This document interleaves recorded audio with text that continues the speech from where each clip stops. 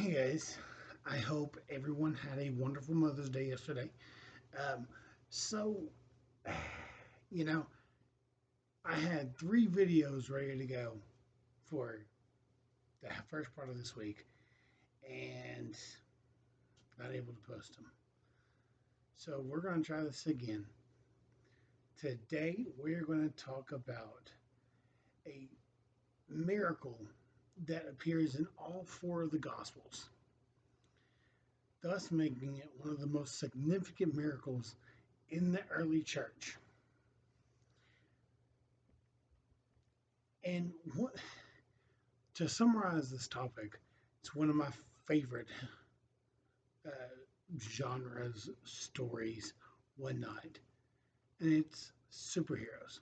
Who doesn't love superheroes?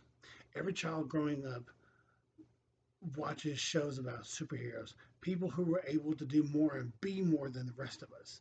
In ancient times, you had the heroes of Greek mythology, King Arthur and the Knights of the Round Table, Robin Hood.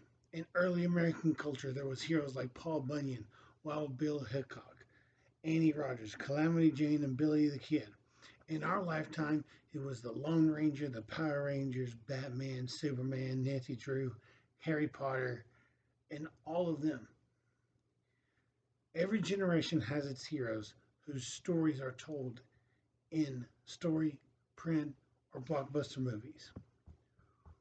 Why do we love stories about superheroes? It is about way more than just entertainment. There is something deeper going on.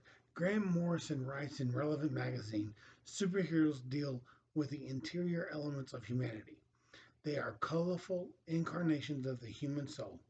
In this way, we put our hopes, fears, dreams, emotions, and all the unspeakable facets of human nature into physical form and lose them in fantastical worlds to see what we may learn from them. In other words, our heroes teach us not only about our deepest longings, but also lessons of life and faith which can guide our lives. Our scripture today like I said, is the only miracle that appears in all four gospels. The setting is that Jesus has just crossed over the Sea of Galilee to the other side by boat. He sat down with the disciples on a side of the hill. Far off in the distance, they see crowds have followed Jesus on foot, and thus begins another teaching opportunity. There were more than 5,000 gathered that day, and the Greek specifies that number was males. Matthew further emphasizes the point by adding, besides women and children. Many Bible scholars believe the actual number fed that day could have been 15 to 20,000 people. What makes our hero unique today from the others? We'll look at in this series is that he is the youngest of the heroes. That leads us to the first lesson of life and faith, which is you're never too young to be a hero. You're never too young to be a hero. I can't get past that fact.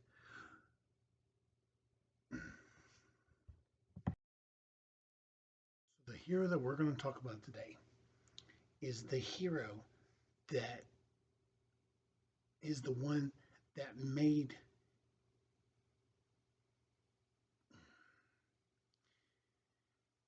Jesus able to feed 5,000 people. Jesus could have done it on his own, but this kid, he brought his sack lunch with him.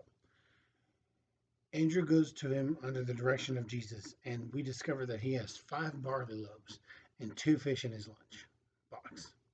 Every meal in your culture requires several loaves of bread.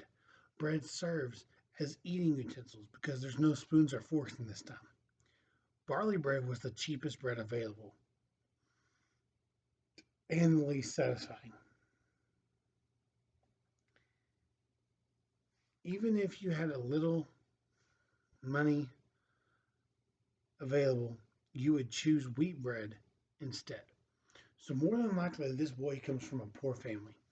He's not alone, though. as 90% of the people living in the first century Israel were poor. Most poor people were involved in either farming or shepherding. Since Herod the Great's extended family controlled two-thirds of the land in first century Israel, many families were by necessity sharecroppers working in the land and tending vineyards or crops owned by someone else. As a result, most families were one paycheck or drought away from disaster. This boy would have come from a small town nearby. Most people, unless you are a shepherd, never traveled more than a mile from home in their lifetime except to go to Jerusalem to participate in one of the major festivals, like Passover or the Feast of Tabernacles.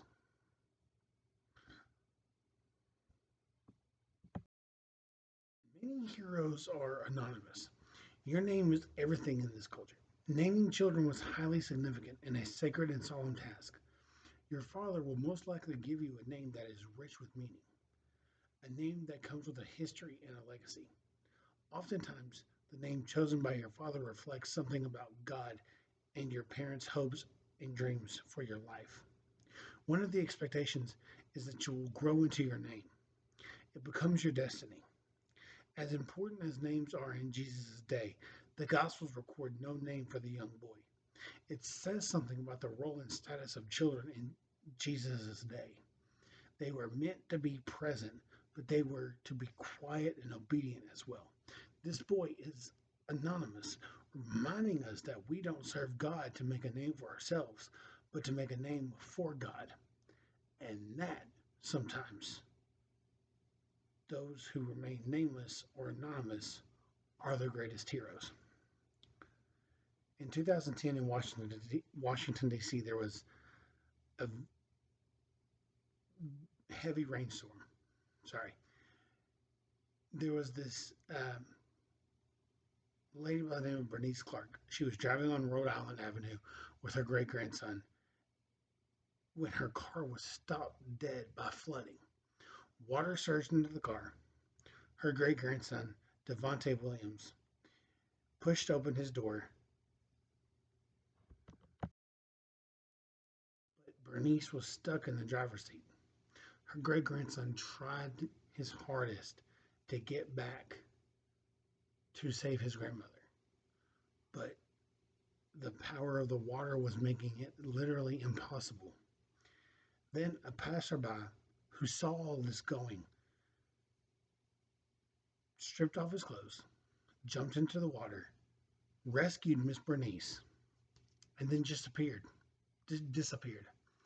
He didn't stay around for congratulations or have hot tea or soup or whatever or receive a tearful thanks. He just left. An anonymous hero who saved a life. Sometimes anonymous heroes have the greatest impact. Third, heroes give as an act of faith. This boy doesn't have much, just 5 loaves of barley bread and 2 small fish, enough to feed just himself. And yet he has provided an opportunity to share and give the only thing he has.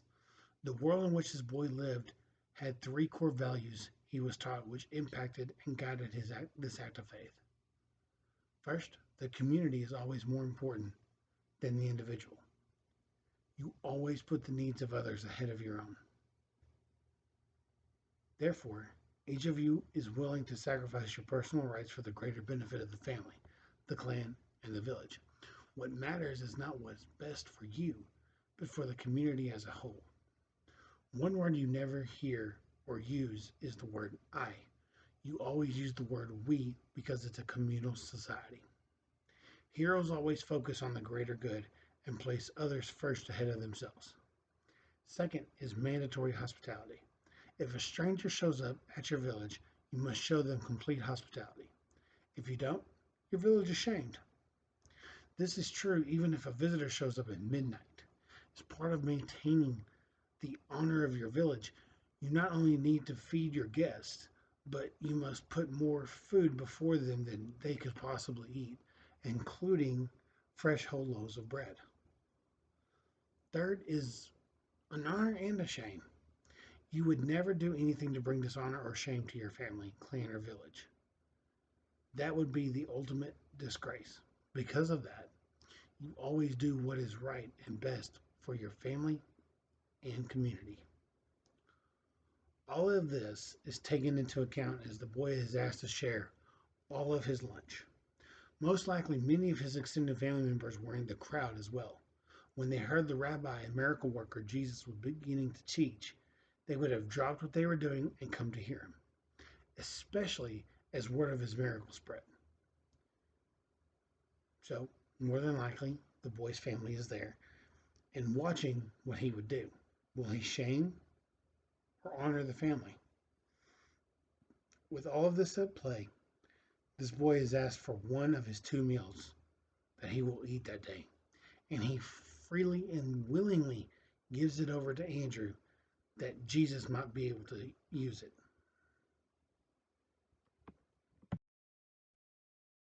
What an act of faith. John wants us to compare and contrast that with the disciples who find themselves in a remote place with Jesus and thousands of people.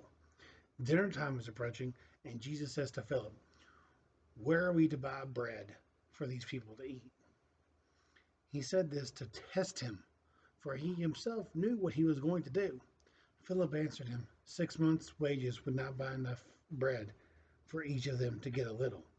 One of his disciples, Andrew, Peter's brother, said to him, "There is a boy here who has 5 barley loaves and 2 fish. But what are they among so many people?" Did you hear that? Do you hear the absurdity of the disciples' statement? They're following the one who came to save the lost sheep of Israel, to announce the good news that the kingdom of God is at hand, and to give people life so that they might have life abundantly. They had seen him turn water into wine, and not just a bottle or two, 850 gallons. They watched as Jesus healed an official's son, not by laying hands on him. No, that would just be too easy. But by healing through the spoken word, far removed from where this child lays. They saw him heal the man laying beside the pool of Bethsaida in Jerusalem, a man who had been crippled for 38 years. And after all this, they still doubted that Jesus could take 5 loaves and 2 fish and feed 5,000 men and their families? Really?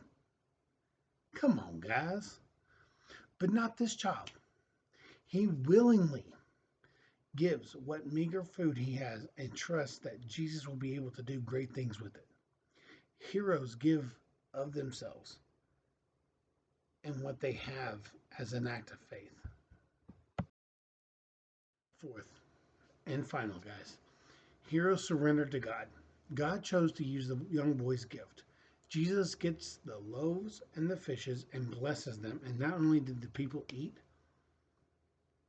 by they had as much as they wanted and were all satisfied. Remember what the disciples said about the 5 small loaves and small fish. But what are they among so many people? When we are willing to offer their lives sacrificially, relinquishing our hold on whatever God has given us, whether it be time, money, talents, God will use these ordinary things to do extraordinary things. We must never believe our resources are too little to serve God or be used by God to do great things. God delights in taking a humble, seemingly insignificant child and using his or her insignificant gifts for his glory.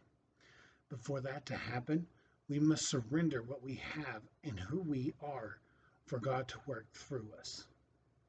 Many have wondered why Jesus didn't speak the food into being, just as he healed the boy with his spoken word. Did Jesus really need the little boy's fishes and loaves to feed the people? I say all that to say this. We, too, can be nameless heroes who share ourselves and what we have, and God will use it to do great things in the lives around us and in the world. All we need to do is surrender all that we have and all that we are to Jesus.